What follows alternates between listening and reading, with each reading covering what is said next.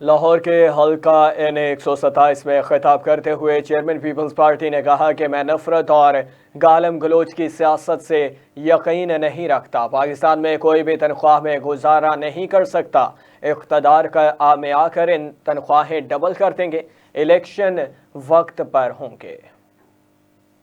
پاکستان کی خواتین سے، لاہور کی خواتین سے، پنجاب کے خواتین سے مخاطب ہونا چاہتا ہوں۔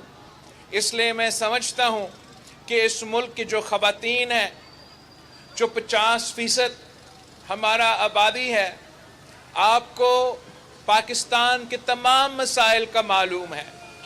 آپ کو سب سے زیادہ معلوم ہے کہ پاکستان کا جو معاشی بحران ہے، آپ اس کے بارے میں باقیوں کے مقابلے میں آپ کو سب سے زیادہ معلوم ہے کہ مہنگائی میں کتنا اضافہ ہوا ہے، بے روزگاری اور غربت کا کیا اثر ہے۔ آپ کو معلوم ہے کہ اس وقت پاکستان میں کوئی بھی اپنا تنخواہ پہ گزارا نہیں کر سکتا۔ آپ کو معلوم ہے کہ کھانے پینے کے اشیاء جو آپ کے ریشنز ہیں وہ کتنے مشکل سے بندوبست کرتے ہیں۔ آپ کو سب سے زیادہ معلوم ہے کہ بزرگوں کا علاج کروانا کتنا مہنگا ہو چکا ہے۔